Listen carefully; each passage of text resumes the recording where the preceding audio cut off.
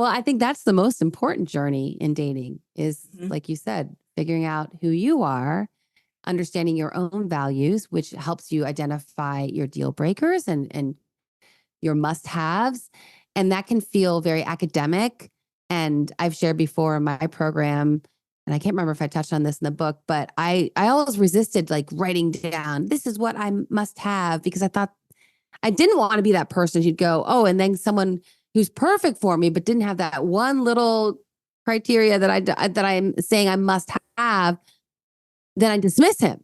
So I was trying to be more open-minded, but at the same time, if we don't lock in what we're about and what we know is going to be a good fit for us, then we can get caught up doing what I also did, which is dating someone who, if I'd been really clear about my values, I wouldn't have dated this person for as long as I did. Welcome to Love and Life. I'm Dr. Karin Anderson-Abril here with my co-host, Pastor Elliot Anderson. And Love and Life is your place to hear conversations grounded in psych research, psychotherapy, and biblical truth to help us thrive in love and life. A few weeks ago, Elliot and I debated the pros and cons of marrying younger versus getting married a little older. If you missed that discussion, you can catch up by listening to episodes 305 and 306. Now, I did have to concede to several of Elliot's points, but I still stand by my assertion that there are definitely many benefits of marrying later. And though I also believe in some ways it's the harder road to take, I know from experience that all the work you do as a single will pay off in your future marriage. Dan and I have a very easy marriage. And I know Elliot doesn't like to describe marriages as easy, but I do. And he's not here today, so we're going with it. I think one of the main reasons Dan and I have such an easy marriage is because we learned so much before we met about ourselves personally and who we are in the context of relationships. We had the maturity to know that it's our job to make ourselves happy. Our marriage is just icing on the cake. Also, when we marry later, we typically have opted out of some quote unquote good enough relationships. We keep hoping and believing for a great relationship as opposed to just a mediocre one. And ultimately, I don't mean to be judgy here, but sometimes when people marry younger, they settle for a decent/good enough connection. Which brings me to today's topic. I recently appeared on the Single and Not Settling podcast, and by the show's title alone, you can see I completely align with Vanessa's mission and message. We talk about calling off my first engagement, being back, quote unquote, out there at 34, how I remained hopeful and positive even after multiple heartbreaks, and the things I learned in my training to become a therapist that I ended up using on myself when I got sad, lonely, and discouraged. My conversation with Vanessa of Single and Not Settling right after this. We are thrilled to announce our partnership with Authentics Athletic Apparel, spelled with 2 X's at the end because it's our XX chromosomes that make us female. And contrary to current belief, no amount of hormones, no number of surgeries can change that. And no female athlete should have to compete against men. But at the moment, this is exactly what's happening in both amateur and professional sports. It's not fair, nor is it safe. Wearing Authentics lets us take a stand to support and protect female athletes. And I don't think it's hyperbolic to say it, we're protecting the future of womanhood.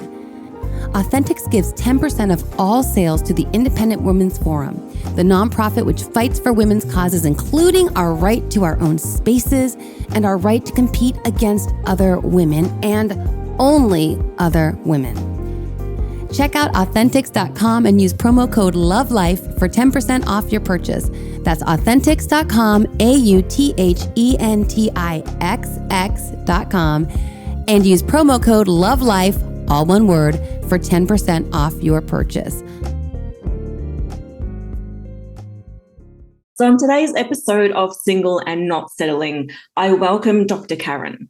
So Dr. Karin has been such an inspiration for me and the one who inspired me to be single and be okay with it and not to settle. And to know that it just hasn't happened for me yet, like being in my late 30s, I found her podcast after I'd been dumped by someone who love bombed me. And it was quite hard to navigate through, particularly with COVID lockdowns and living with my mum and not really having anyone there to support me or understand what I was going through. My friends are in relationships or they're married and they just didn't get the dating culture. When I came across Dr. Karin's work, she understood me. She has her own podcast. There's an episode about ghosting, which I'd experienced prior to that relationship as well. And I'm like, oh, it was just the closure I needed to say, I can move on, and I'm not the only one going through it.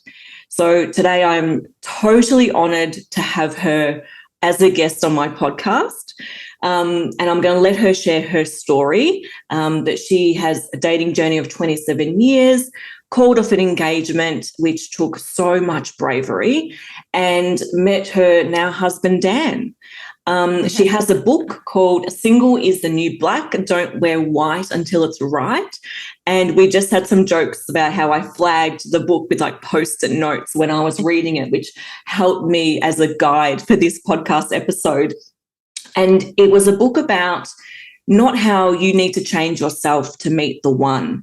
It's more about how to navigate being single and helping women see that they need to live their life.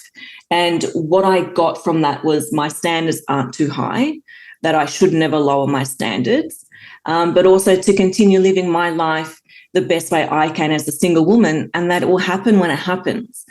And that was such a powerful moment for me in that time. So thank you so much for coming onto the podcast. I really appreciate you and your work. So I'd love if you could just start with your story, who you are, what you do, your journey, and how you met the one. Yeah. Well, first I have to say thank you so much for inviting me to come onto your program and share with your community, and the words that you say and share, saying that my book, my work was helpful for you and encouraged you and empowered you, especially during those very dark times of COVID lockdown, my goodness. And then also just being in your 30s, late 30s, early 40s, as many women in your community probably are, and going, wait a minute, this was supposed to happen like a long time ago. And that what I shared from my journey, that I put in a book and put on a podcast and started putting in posts, hoping that someone could receive a word, the kind of word that I wish someone had been saying to me when I was 33 and 34 and back in the dating scene. And so it just, thank you so much for those kind words. You really don't know when you write something or when you do a podcast, you put it out there, you don't know if anyone's ever going to resonate with it. You really hope deeply that they will. But so to know that here you are halfway across the world from me and that we were able to connect. So thank you so much for sharing that. It means a lot.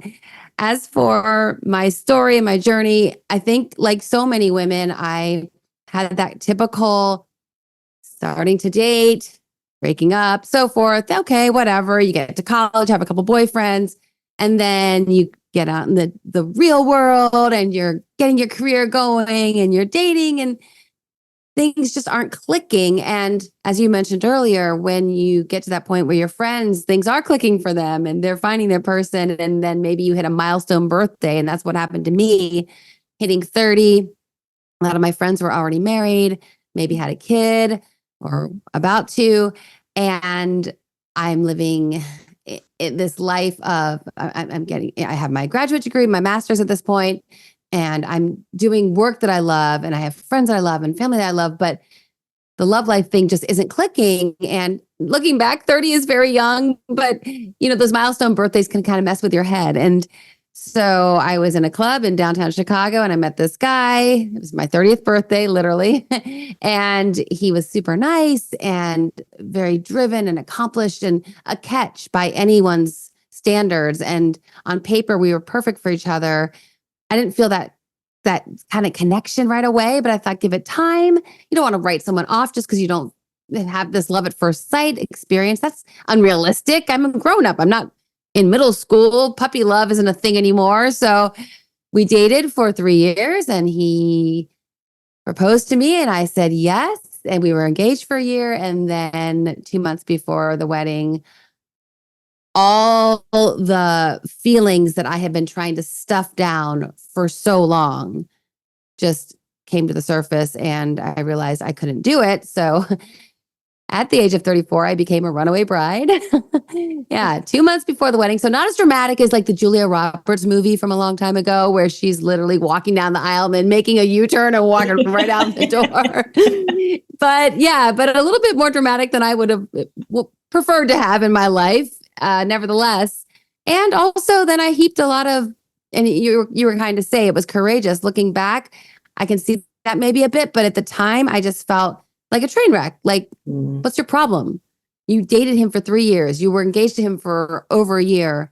And now you're finally going to say you don't want to be with him? Like, hello, you're grown and you're a psychologist. You should probably know better. It shouldn't take you 4 years with the wrong person to realize he's the wrong person for you. And yeah, so then back in the dating scene at 34, living in Chicago, kind of living that single woman in the city thing, and fall in love with another guy, with him for 2 years, and he breaks up with me and I'm devastated, even though down deep I knew that wasn't a great fit. But Vanessa, it was like the pendulum went from side to side. So here with my ex-fiance, it's the perfect fit on paper, but I'm not feeling that heart connection. So then I go way over here, the pendulum, to be with someone who I had that heart connection, but practically speaking, we were not a match. We didn't have the same goals in life. We didn't have the same values. We didn't have the same way of, so many things were off. And then it takes me several years and then other guys and all the things that I know many of the women in your community, I'm sure, are experiencing. And then finally at age 40, I met Dan through a dating service. I went ahead and threw money at the problem. I'm like, I got to make something happen here. And yeah, and then got married at 42. So that's kind of the quick and dirty version of my love life and how I had all the experiences, and that I'm sure many of the women in your community can go, yep, been there, felt that as well. Yeah. Wow. And yeah, that's just like, brief of, what you go into detail in your podcast. But I wanted to go back to like the bravery that you would have had to break off that engagement so close to getting married. Like, what was going through your mind? Because I know a lot of women can probably resonate with this too. It's like they feel that something isn't right for them. Their gut or their intuition is saying there's something not right, but, we're going to have a family together, we can have children, or he comes from a good family or so on. How did you process that? Because I can imagine it would have been, from what other people would have said, what your family might have said, or what they thought about it at the time. I'd love to hear from you what that process was.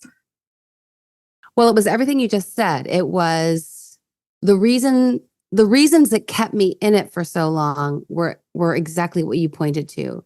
He's a good guy. He will be a good father. He will be a loyal, faithful, loving husband.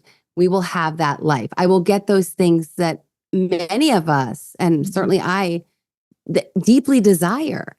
I want that I want my person. I want to have that life. I want the family. I want to do all those things, have all those things, and not even just to have them.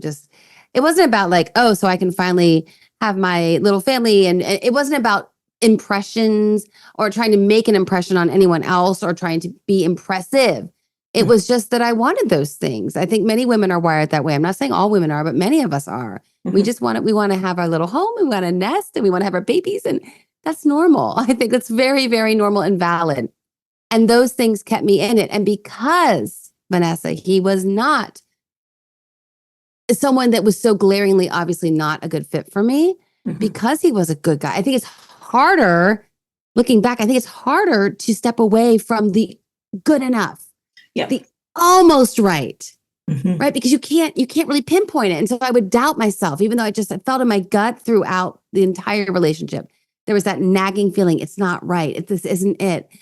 But because I couldn't pinpoint it, like, well, because he never never anywhere, like never anger management, never abusive, never mean or never dishonest, never found out he was cheating on his taxes or doing something else that would be such a deviation from my value system.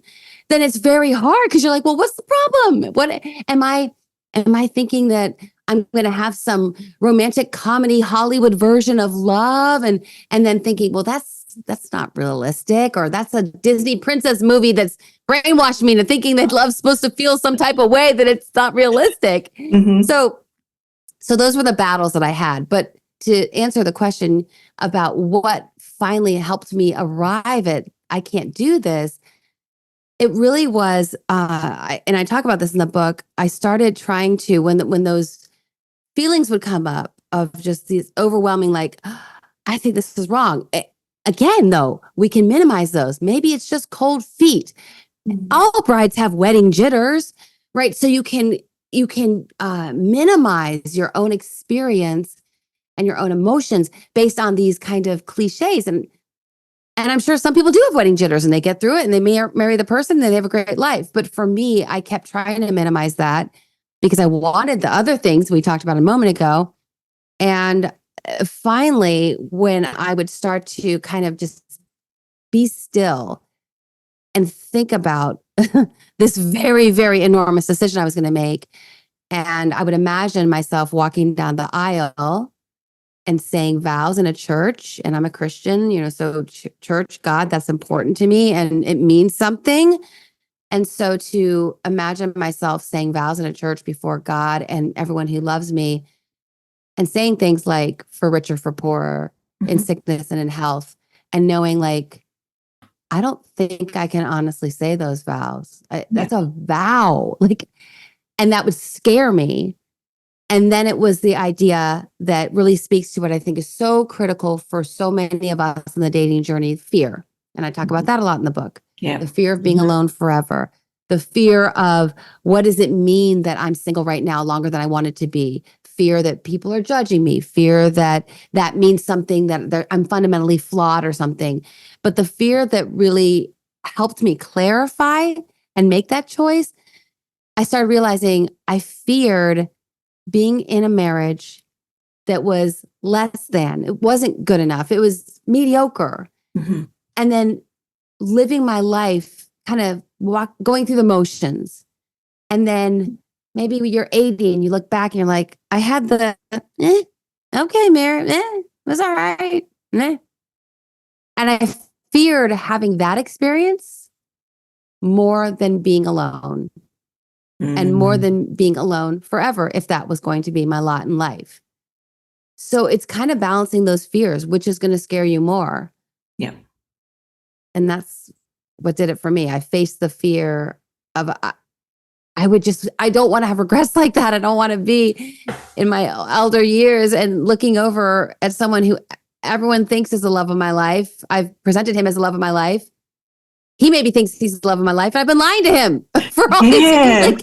That became terrifying to me. So, and that was the other thing in your book. I can't remember which chapter it was, but so how Dr. Karin's book is structured. So each chapter has a man that will weigh in about what the topic of the chapter is. And in one of them, he had mentioned that he doesn't want to feel as though a woman has settled for him. Like he doesn't want to be that person that someone settled for just because. And when you just said that, that reminded me about that. And of course, we don't want that for the other person. We want them to be the ones to find the love of their life too, and to have that fulfilling relationship and that marriage. We don't want to take that away from them because of that fear that we have. And like you said, it's that balance. We don't want that for someone else. We don't want that for ourselves. So, to be able to walk away and say, I love you, but I'm not your person, that's quite brave, but also you're kind of helping them as well to be able to then go out and find the person who's going to truly love them until they're 80. Yes. Well, and when you said that, it was the next guy that I dated, which I called off the wedding in May and I met this guy in I think October, and we dated for a couple of years. I mentioned him earlier, but he was the one who released me in that sense. I was still feeling a lot of guilt. obviously, I mean, I felt like a horrible person. I did. I thought, who does this? Who stays with someone for over 4 years and then wakes up and realizes I can't marry you? Mm. I felt like I broke his heart. I felt like I broke his family's heart because I mean, you get that far into a relationship. I Yeah. mean, I was close with his parents. I was close with his brother. And I felt like I disappointed my family and so forth. So I felt pretty bad. I felt kind of like a mess. And the guy that I ended up dating, he was like, I don't know, we didn't talk about it all the time, but we must have gotten into a conversation about it. And he said to me, he's like, what would have been worse for you to break up with him before you said vows and before you got married and before you had a couple children and so forth? I mean, you let him go find the person who will love him the way that you couldn't. Yeah. What would have been worse, to go through with it and not be genuine about it? And I was like, oh, that helps. That reframe helped. Right. That it's a cruel to be kind, so to speak, Mm-hmm. but it is more loving to let someone go, as you said, to find their person. Yeah. Mm-hmm. And going on to the next question that I have here, getting back out into the dating scene, right? Yeah. So for me, I've been ghosted, and that's a big part of my story and what kind of catapulted me into that personal growth and development. And it still happens in dating, right? And I'm annoyed by it. It's one of my gripes, right? Yeah. That's fair. It's one of my gripes. And in the episode that I came across of yours, which helped me move through it and to understand it, it was seeing how it can be a gift that someone removes themselves from your life. And yes, it's hard. It's disappointing. You feel all the emotions that come with that. You look in the mirror and think, what did I do? Like, what did I say? Could I have done something better? Could I have said something different? And those ruminating thoughts come through. And your podcast, that episode, helped me see that it's not me. I'm not the problem. There's a lot of emotionally unavailable men out there who can't communicate, that may have unresolved trauma, that aren't able to have that conversation with someone.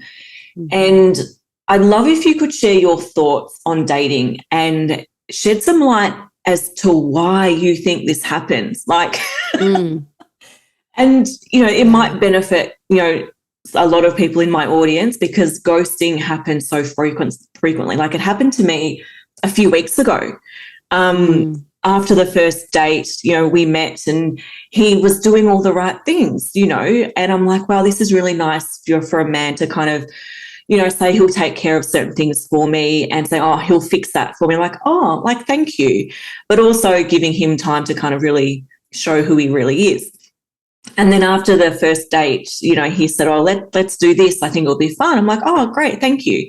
And, we sent messages back and forth that night. And then after that, didn't hear anything from him.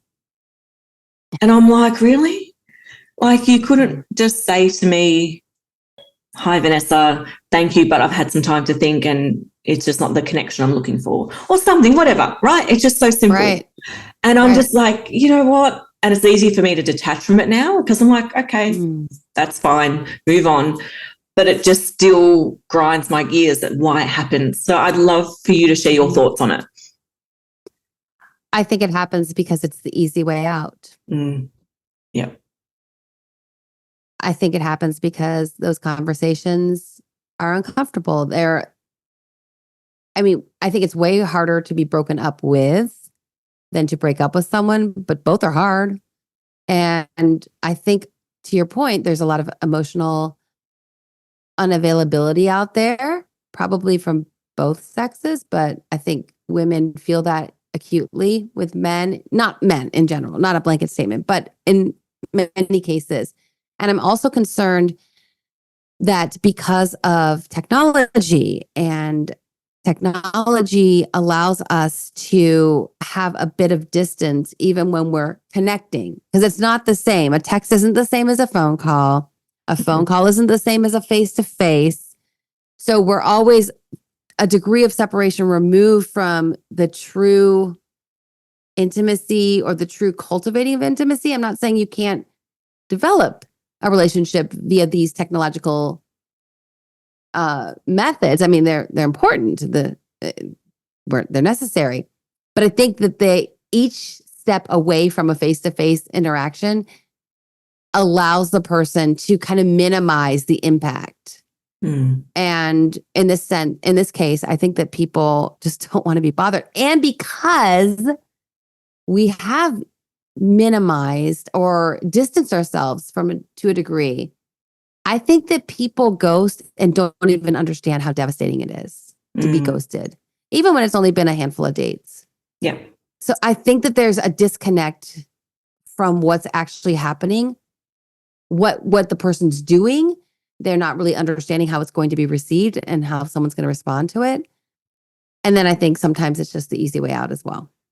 Yeah, it is, isn't it? Because you don't then have to kind of see what their reaction will be.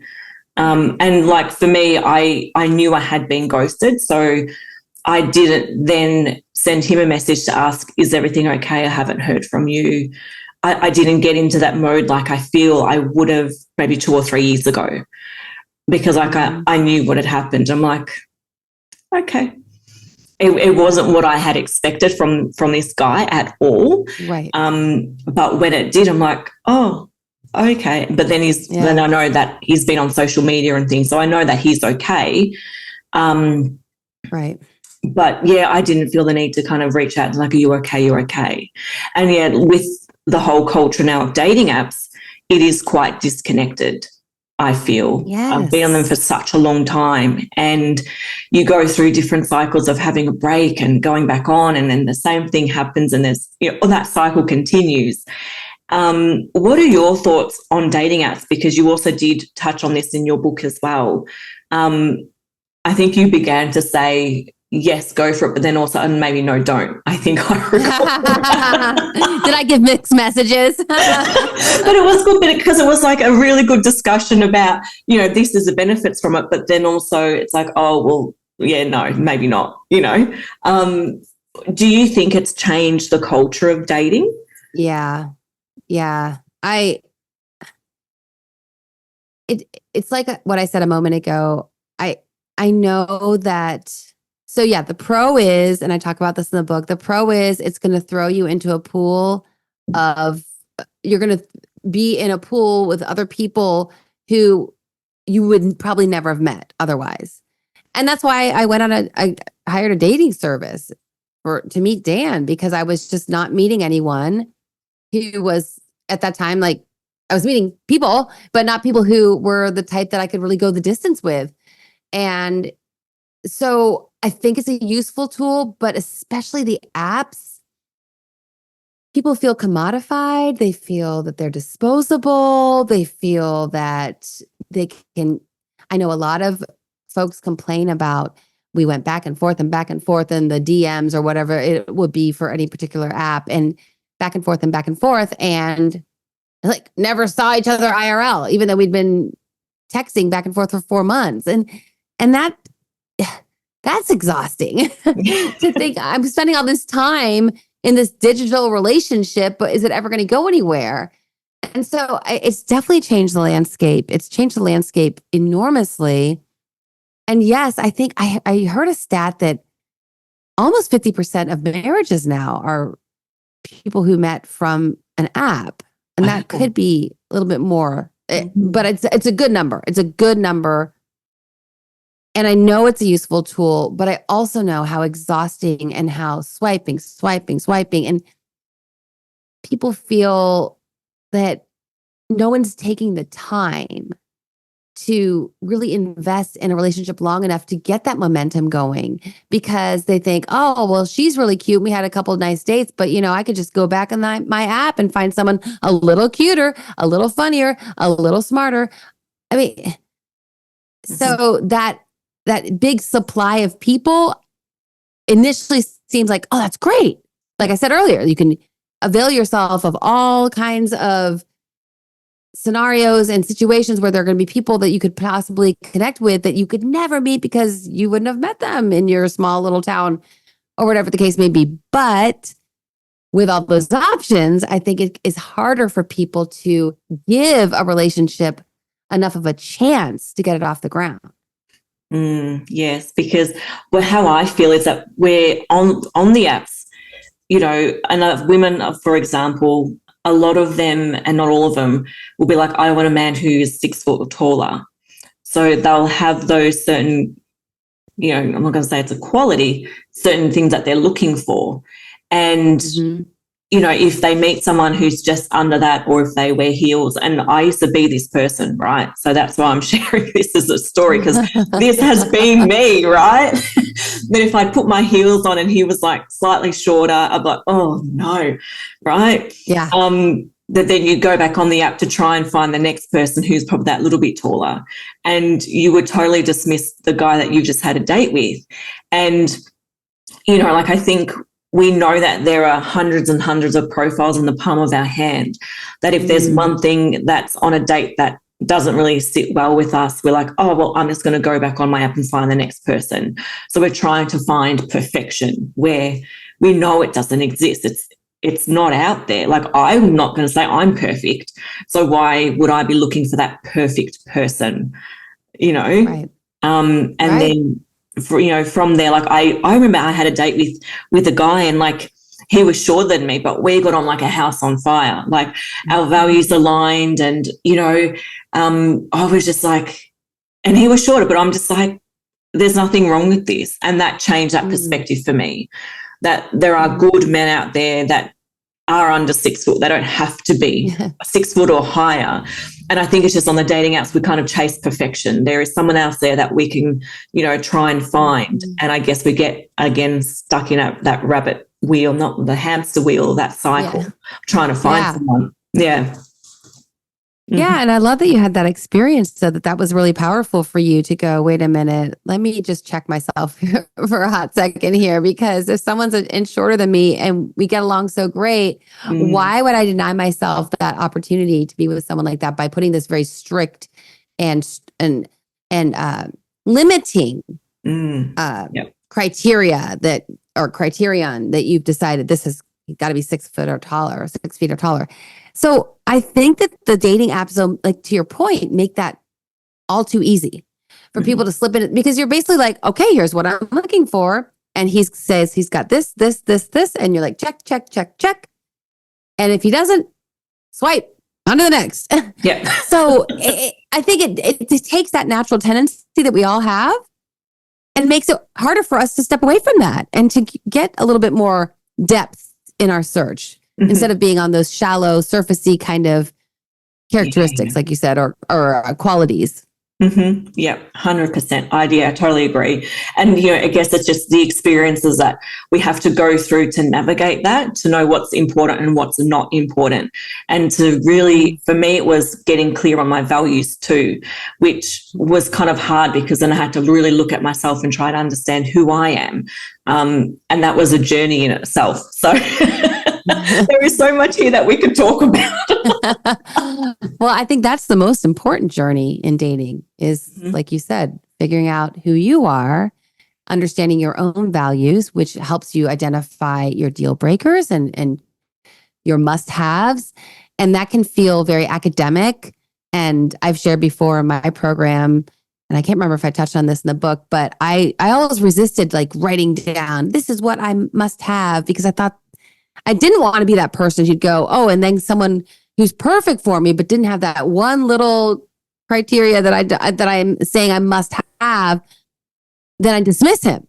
So I was trying to be more open-minded, but at the same time, if we don't lock in what we're about and what we know is going to be a good fit for us, then we can get caught up doing what I also did, which is dating someone who, if I'd been really clear about my values, I wouldn't have dated this person for as long as I did, because, and I'm not talking about my ex-fiance now, I'm talking about other people I dated, where it's just like, what were you doing? Yeah. You knew this was not someone that you aligned with on the most important elements of who you are and what you're about and what you want to do with your life. Yeah, it's so important to take the time to do that.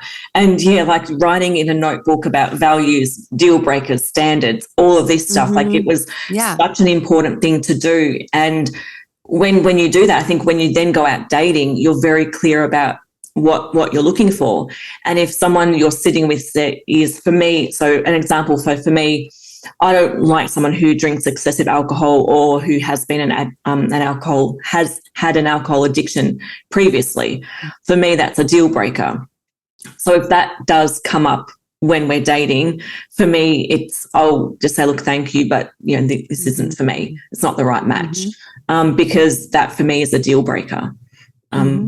That's just not who I want to attract, but that's really hard to get to, and then to actually verbalize when you find that out about someone. That can be quite hard. But then also, I'm looking for my life partner here. I'm not looking for someone to spend one night with and go to a bar or whatever. It's like, no, this is my life partner. Right. So, and that can be hard.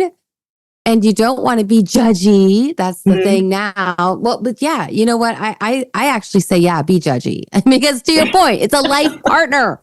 This is not someone who's going to come and hang out with you, like you said, for a couple of nights, go to the bar, go to a family picnic, and then see you later. No, this is the person you're going to do life with for the rest of your life. Yeah. So you should be very judgmental about it, not in a critical, mean way, but very, should we say astute? Should we say discriminating? Are those better than judge me? I mean, yeah, I know, right? Yeah, no. And so for you to know this isn't a fit. And then to your point, you said a moment ago, that's very, and again, that's hard to articulate. And it would be hard to say to someone, so we've dated a couple times and I don't think we're a fit because you drink way more than I'm comfortable with. So why people ghost? Someone in your shoes might be like, I'm just not going to have that conversation. I'm just going to not see this person anymore. So sometimes the ghosting, getting back to that point, is that I just don't want to be frank about this. I mean, well, that's true. Maybe I'm too nice. I don't know. Maybe I should start ghosting a bit more. Wait, please don't say that. Yeah, and then Dr. Karin told me to go ahead and ghost people. She's got great dating advice. Listen to her. Oh, that's the best. So that actually kind of leads into the next topic that I wanted to kind of briefly touch on you with. Dating as a high status woman. So you did a couple of interviews with Dr. Joanna Welch, and again, so enlightening, right? And I figured where I was kind of, okay, I'm not going to say going wrong, probably where I could kind of tweak a little bit of what I was doing. And it's, women having those standards for themselves and being really strong, with them. What I'm finding now, and I'd really love your take on this, is that I feel men are becoming more feminine. And the reason why I say this is, so on this particular dating app Hinge, there's prompts that men can fill out. And one of the prompts is the best way to ask me out. And the man would write by asking me out or just asking me out. So it's kind of like now men want women to ask them out. And, we get into this cycle, and I did something on my socials a few weeks ago about it, and I triggered a lot of men. Let's just say that. There were a lot of comments from men to say, why are women wanting us to do all the work, da-da-da-da. And it can be a little bit confusing, I think, for a lot of women who want to be in their feminine and the men to take on that masculine role. And I would really love your thoughts on this and how, we can still navigate dating as a high status woman with the men at the moment who are kind of feeling that women should be doing all the work in asking out and planning dates.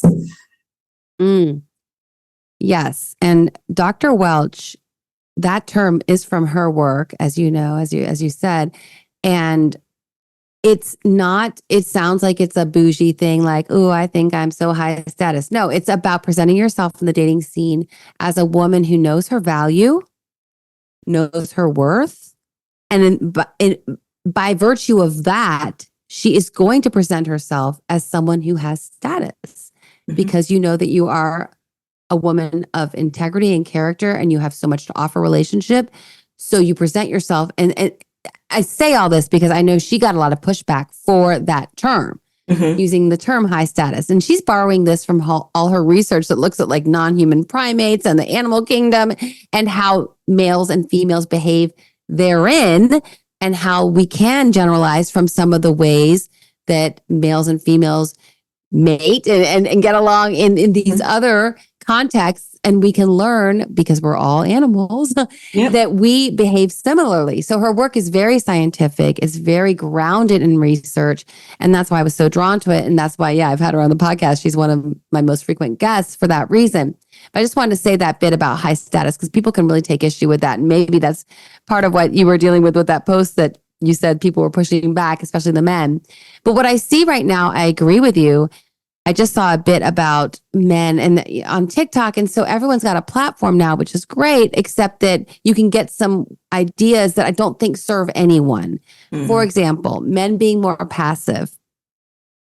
That it's a role reversal. And this, again, comes from someone might say, well, that's just traditional. That's just old school.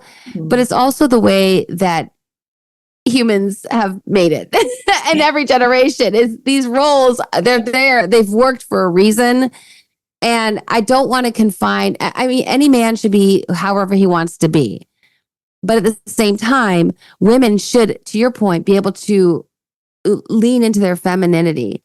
And that's the thing that I think the tension can happen, is that because women have had all these advantages, thank goodness for the feminist movement that allowed us to get all the equality with men. That's wonderful. But it has kind of done a number on the dating realm, because the roles have seemed to have become a little confused.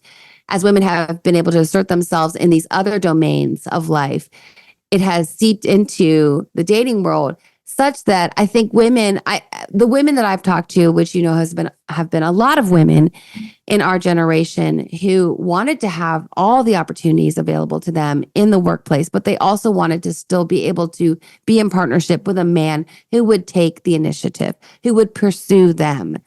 And that goes back to Dr. Welch's work, that's very much consistent with the ways that males and females in many species, and most species, have behaved since the dawn of time. And I think what's hard is that I understand men being like, well, you want to have this equality, so then why don't you go ahead and ask me out? Or why don't you pay for the date? And I get that. But to answer your question, long story short, way too late. But basically, those kind of men, you have to still present yourself as high status. And I think the problem that a lot of women face when they do is that they go, well, I'm expecting a man to approach me. I'm expecting him to take the lead. I'm expecting him to pursue me. And these guys aren't doing it anymore. They're just not. And they're telling you on this hinge, like, you ask me out. And you're going, but I'm not going to do that because I'm high status.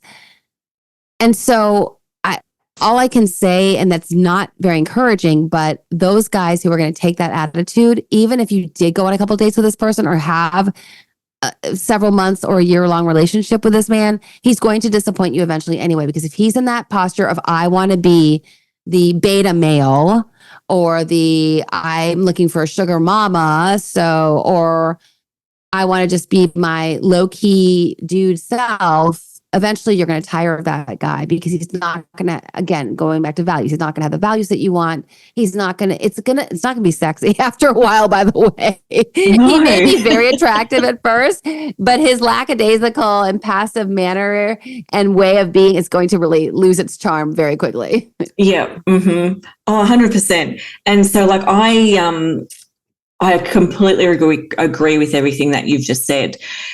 When I had seen another profile from another guy who said the same thing, I asked him, just out of curiosity, like, I'd love to know, like, what your experience has been in the past when you have asked a woman out, because I'm genuinely curious, because does it come from a place where have they been rejected too many times? And if that's the case, I'm like, okay, well, women, maybe we need to kind of be a bit more softer when we, say no to a man on a date or something, right? It could be that there's that fear of rejection. That's why they want someone to ask them out. But then it kind of got into the conversation about, well, do you ask men out? And I said, no, I don't. And then he deleted me straight away. But I was actually really wanting to know his reason why. Because I was curious, like I do want to know, because if I say to a guy, look, I've got a podcast and blah, blah, blah, it scares them off straight away. That's intimidating for a lot of men. And so I was like coming in from a different angle just to get some more information, because I see it happening more often. And yes, we do have a lot of more rights as females, and that Disney princess where we grow up, we get married, we have children. We've kind of broken through that story, but as the research says, innately those qualities are in us. Like a woman wants to feel pursued. A man, he provides. He gets the food for the camp, and the woman creates something.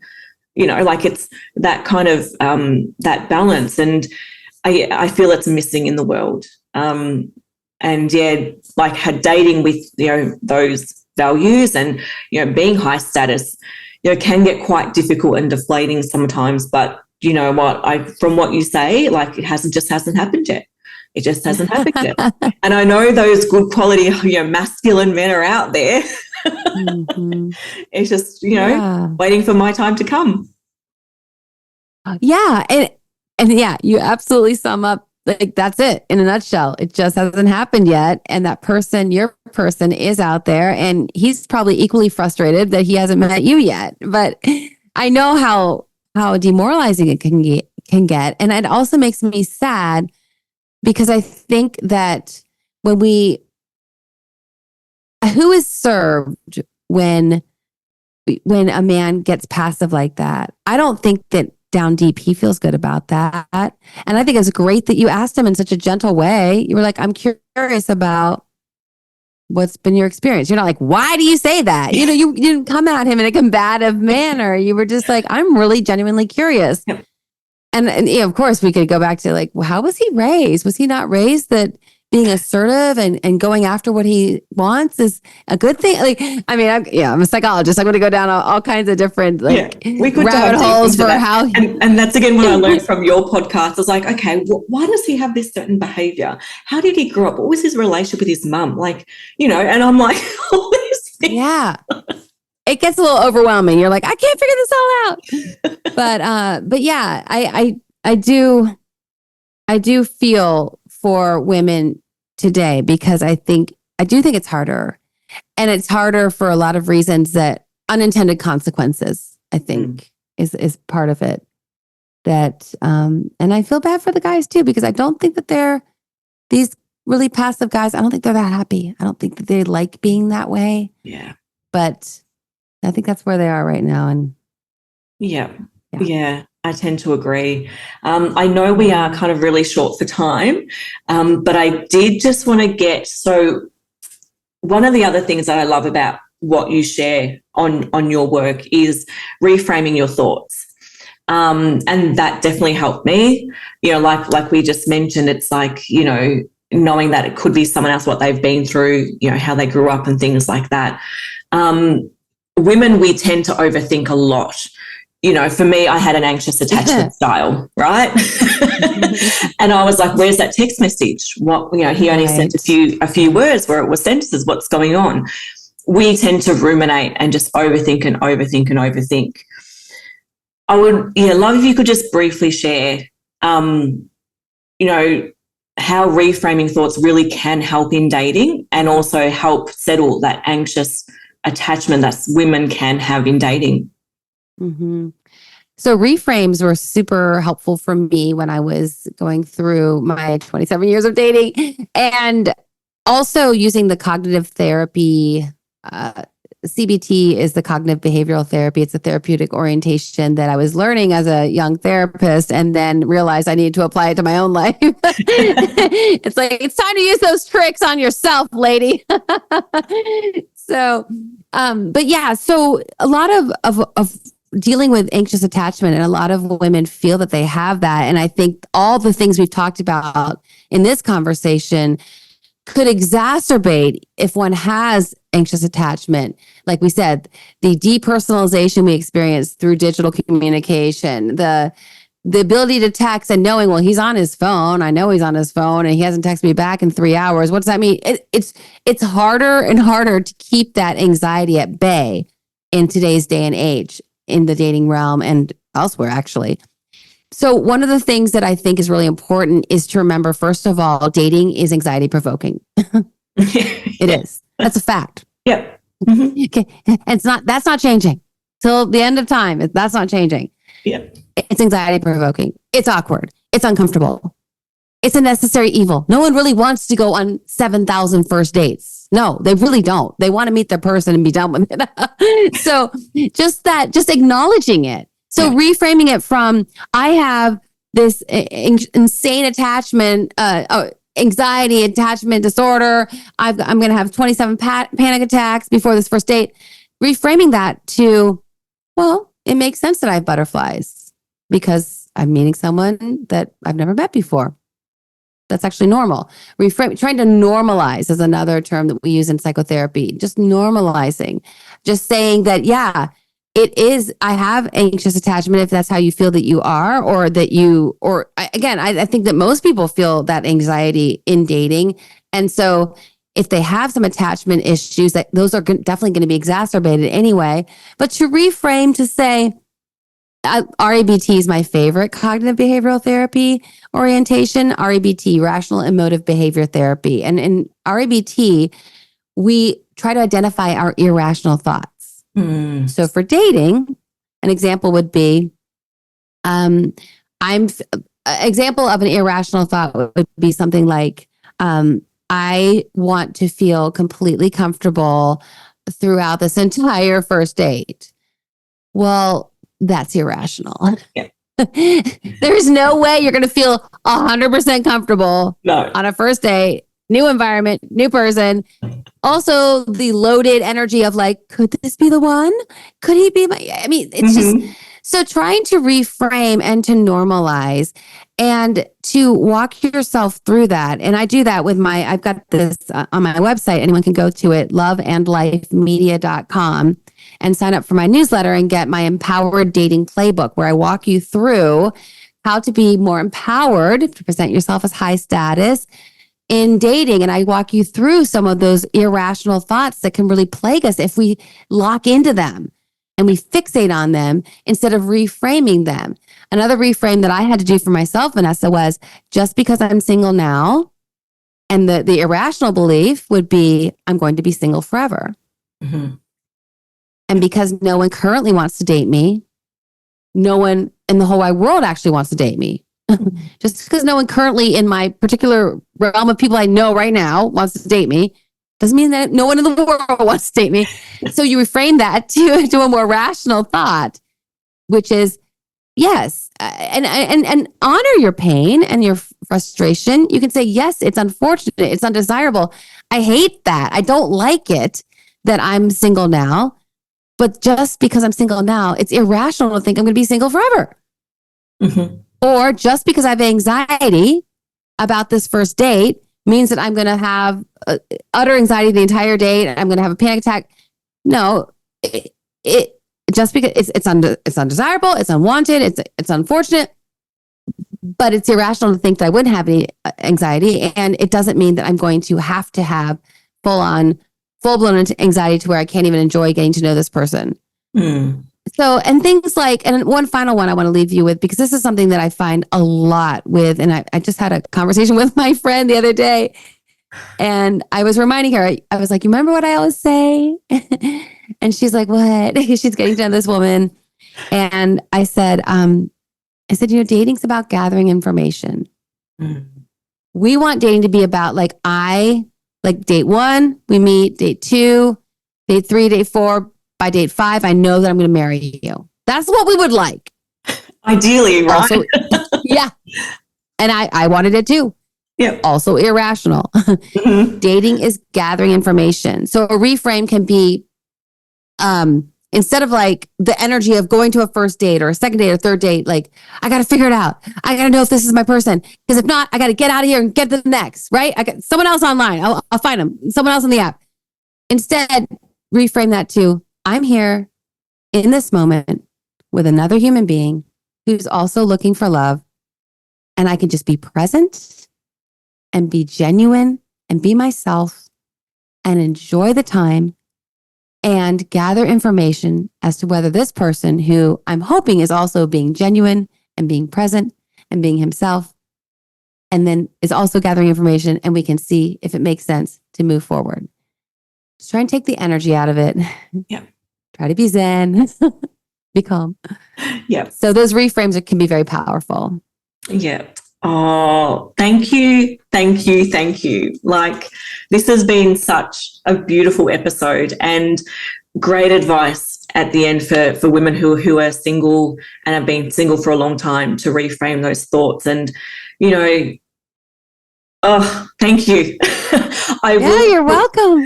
I'll put in the show notes the link to your Empower Dating Playbook, because, again, I had printed it off and found so much value in that too. So I will put that link in the show notes. But is there any other final words you'd like to share with my audience? No. I just want to thank you so much for having me. It's been a delight to share with you and your community, and to know that, again, you talked about it at the top, just we're on this journey, and sometimes it feels so isolating and alienating. And we do that thing where we compare ourselves to other people and their journeys, and that's really rough. So when we find a community of people who get it and understand where we are and what we're going through, it's so powerful. So I'm so thankful to be able to be a part of your community today. And I would love to come on again if there's any kind of questions or anything that anyone wants me to. I mean, I don't think we got to all your questions, so I'd be happy to come on again if that is something you'd like to do. So, Vanessa, thank you so much. Oh, thank you. Love and Life is produced by Tim May and host and executive producer, Dr. Karin Anderson-Abril.